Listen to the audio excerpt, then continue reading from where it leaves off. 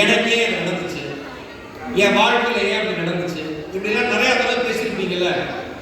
ஒரு விஷயத்த இந்த நலம் புனர்வாழ்வு மையத்தினுடைய ஆண்டு விழா நிகழ்வுல ஈரோடு பிரதேஷ் நான் படித்த தமிழின் மீது சத்தியம் வைத்து சொல்லுகிறேன், இனிமேல் அந்த மாதிரி வார்த்தையை பயன்படுத்தவே கூடாது என்கிற முடிவை இன்னிலிருந்து நீங்க எல்லாரும் எடுக்கலாமா?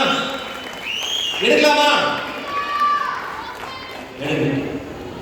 உங்களுக்கு தெரியாது எந்த மாதிரி வார்த்தைகளை நீங்கள் பயன்படுத்துகிறீர்களோ அந்த மாதிரி வாழ்க்கையை தான் நீங்கள் ஈர்த்துக் கொண்டிருக்கிறீர்கள்.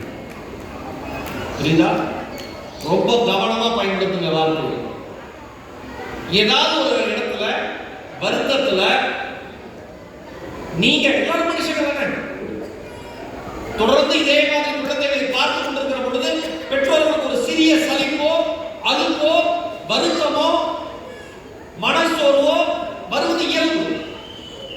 அப்படி வரப்ப நீங்க சொல்லிக்கணும், இந்த குழந்தை இந்த வீட்டுல பிறந்ததால மட்டும்தான் நல்லா இருக்கு, அதற்கு நான் தான் காரணம். அதற்கு யார் காரணம்? நான் தான் காரணம், நான் மட்டும்தான் காரணம், நான் என் கடவுளும் காரணம், என் குடும்பம் காரணம், இல்ல நான் ஒருத்தி தான் காரணம். இப்படி சொல்ற இடத்துல நீங்க இருந்தீங்கன்னா இந்த உலகத்தினுடைய மிகச்சிறந்த ஹீரோ, மிகச்சிறந்த ஹீரோயின், மிகச்சிறந்த ரோல் மாடல் நீங்க மட்டும்தான். வாழ்க்கையில அவர் யாருமே கிடையாது.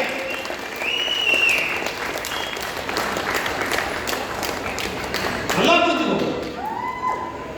என்னை பேச்சு போட்டிக்கு அழைத்துட்டு போன மரியாதைக்குரிய சிஆர்எஸ் வந்திருக்காரு. 6ஆம் வகுப்புல இருந்து வரிசையா பேச்சு போட்டி கூட்டு போவதுக்கு ஆசைப்பட்டு கூட்டு போயிருக்காரு. ஐயா வணக்கம்.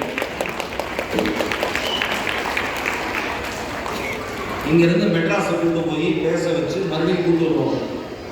இதெல்லாம் கொழுப்படுத்தி மெட்ராஸ்ல எங்க பெரியப்பா இருக்காரு, அவரை பார்க்காம அதுக்கும் கூட்டு போவார்.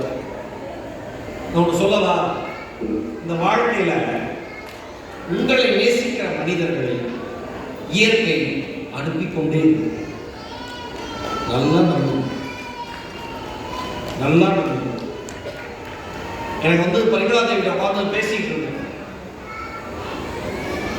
இந்த டீமை பத்தி, நலம் டீமை பத்தி, நலமுடைய செயல்பாடுகள் பத்தி, நலமோட வாலண்டியர்ஸ் பத்தி, இங்க என்னென்ன மாதிரி குழந்தைங்க வந்திருக்காங்கிறத பத்தி, அந்த குழந்தைங்களோட பேக்ரவுண்ட் பத்தி, இந்த குழந்தை இது, இந்த குழந்தை இதுன்னு அவர்கள் அந்த பரிமளாதேவிங்கிற அந்த அன்பு சகோதரி மேடையில் ஆடுகிற குழந்தைகளை பற்றியும் நலத்தை பற்றியும் சொல்லுகிற பொழுது அவருடைய 2 கண்களும் அவர் அணிந்திருக்கிற கண்ணாடிக்கு பின்பு நட்சத்திரம் போன்று மின்னிக்கொண்டே இருக்கிறது.